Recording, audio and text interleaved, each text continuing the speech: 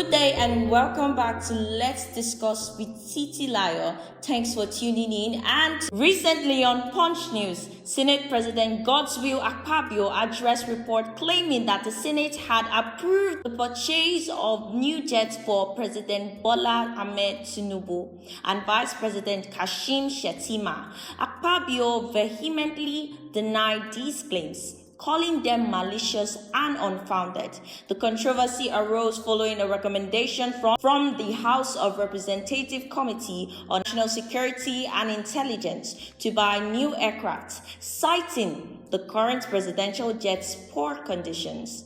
The report suggests a stark contrast between the needs of Nigerian leadership and the citizen. The presidential spokesperson defended the necessity of new jets, arguing that the safety of the president and the vice president is paramount. However, critics like Labour Party's Peter Obi argue that such expenditures are insensitive given the country's harsh condition. This raises questions about governmental priorities and the messaging it sends to the public. The central question we need to address is why should we prioritize the president's extravagant needs when the basic needs of the people remain unmet? Let's take a look at the economic impacts. Nigeria is currently grappling with significant economic challenges, including the high inflation, unemployment, and poverty rates. According to the World Bank, nearly 40% of Nigerians live below the poverty line. In such a context, spending millions on new private jets could exacerbate public discontent and deepen the economic divide. The funds could be redirected towards social programs, infrastructural developments, or healthcare, providing tangible benefits to the populace. Also, what is the precedent that is set for governance? Appropriating funds for luxury items during an economic crisis sends a message that the leadership is out of touch with the people's reality. Historically, such actions have eroded public trust in the government. For instance, a study by Transparency International found that perceptions of government corruption are directly linked to inequality and public discontent. By prioritizing extravagant needs, the government risks undermining its legitimate and exacerbating social unrest. Talking about unrest, let's take a look at the safety of the leadership with fiscal responsibility.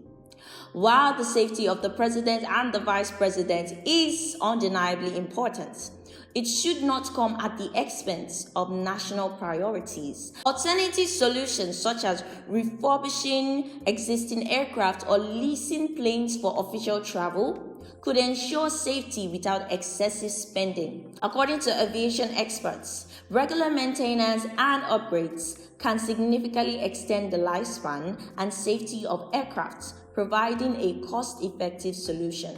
And even more profoundly, what public perception are they trying to get? In times of economic hardship, visible symbols of government austerity can play a significant role in maintaining public trust and morale.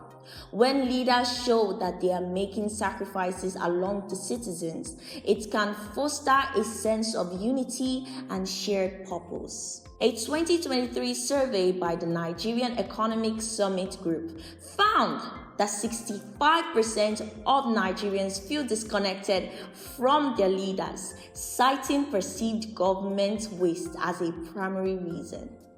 Addressing this disconnect by aligning government actions with public sentiment is crucial for social cohesion. In this case, the substantial funds required for new jets could be used to address pressing national issues.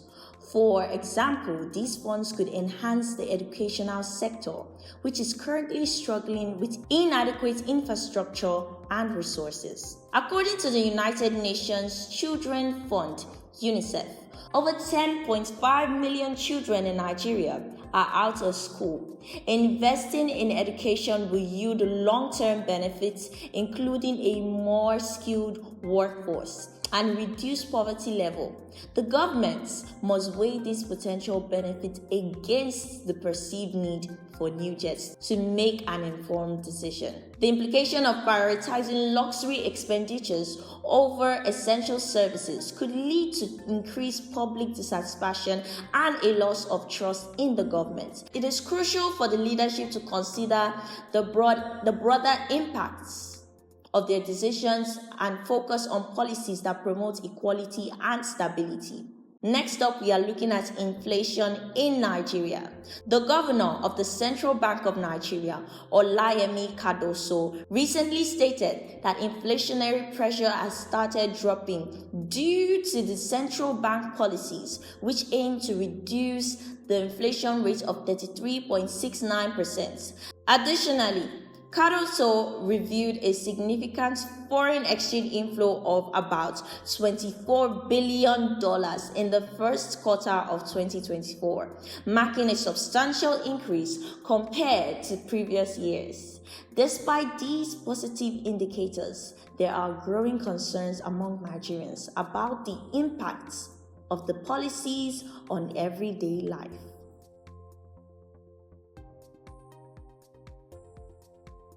Most people are wondering, is the Nigerian economy really looking up, or is this another assurance that would lead to disappointment? While the 2024 billion foreign exchange inflow is impressive, we need to consider whether this trend is sustainable. Historically, Nigeria's economy has been heavily reliant on oil exports, which are subject to global price fluctuations. Diversifying the economy and maintaining consistent foreign investments are crucial for long-term stability. A report from the International Monetary Fund warns that without structural reforms, Nigeria may struggle to sustain this inflow due to economic instability. Also, despite the reported decrease in inflation rates, many Nigerians are still struggling with the high cost of living. The National Bureau of Statistics indicates that food prices have continued to rise. This disparity between macroeconomy indicators and everyday reality suggests that the benefits of the central bank's policies have not yet trickled down to the citizens, raising doubts about the effectiveness of these measures. Another critical factor to evaluate is the impact on the economic policy on unemployment rates and job creation in Nigeria. Despite positive macroeconomic indicators, the unemployment rate in Nigeria remains alarmingly high.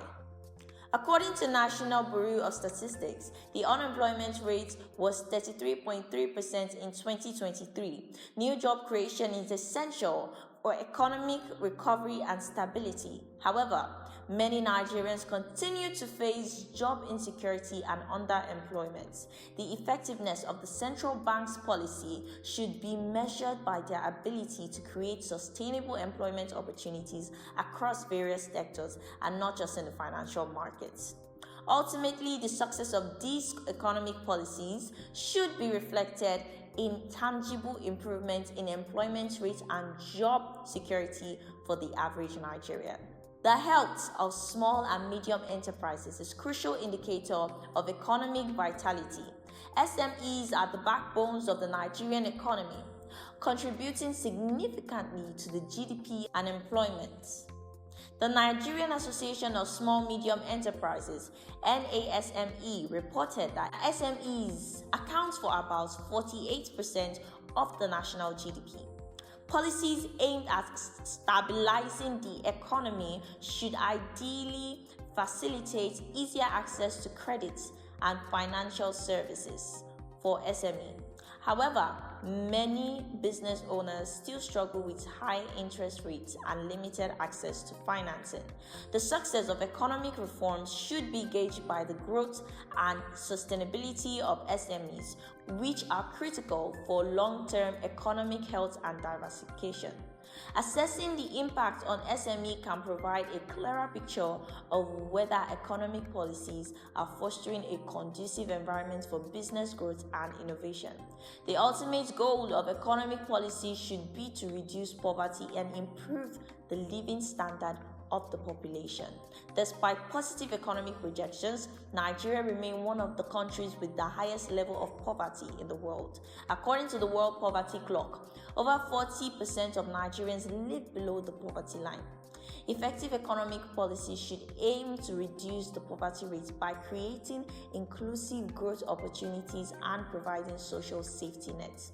The impact of inflation and other economic factors on the cost of living should also be considered, as the rising prices can negate benefits from economic growth. The true measure of economic success lies in the ability to lift people out of poverty and create a more equitable society. Next, we will delve into a significant news story that raises critical questions about the integrity of leadership in Nigeria.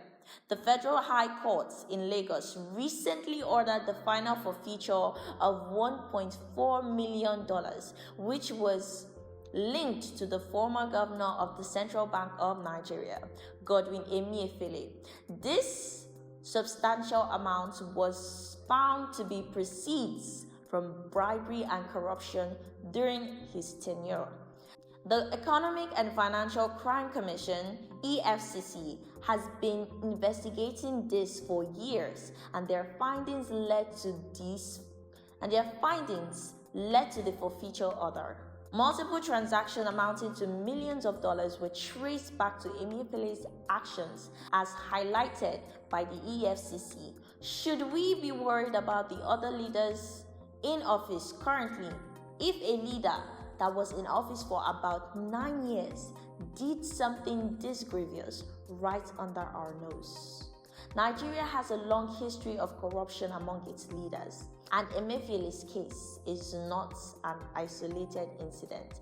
Past examples include high-profile cases such as the former Petroleum Minister Diezani Alison Madueke and former Governor James Ibori, both of whom were found guilty of extensive corruption. According to Transparency International Corruption Perception Index, Nigeria consistently ranks low, highlighting the prevalence of corruption. Given this historical context, it is reasonable to question the integrity of current leaders and the possibility of ongoing corruption. The absence of effective oversight mechanisms allows corruption to flourish unchecked. Emefiele's case demonstrates how weak regulatory framework can be exploited. The EFCC and other anti-corruption bodies often struggle with insufficient resources and political interference. For example, in 2021, Nigeria's Auditor General reported numerous financial irregularities across various government agencies, amounting to billions of naira. This lack of robust oversight raises valid concerns about whether current leaders are being adequately monitored. Corruption erodes public trust in government institutes. When leaders engage in corrupt activities, it undermines the public's confidence in the entire system.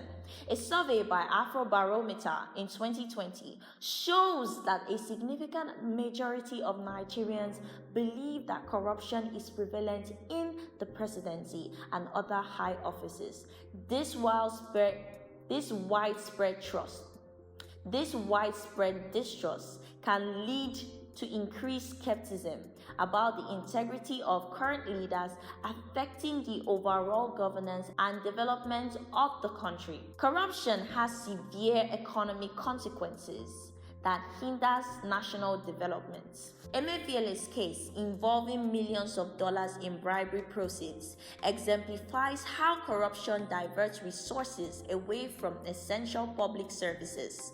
To ensure a better future for Nigeria, it is crucial that we remain watchful and demand transparency and accountability from all our leaders. Thanks for tuning in. See you next time. This has been Let's Discuss with Titi Layo. Bye.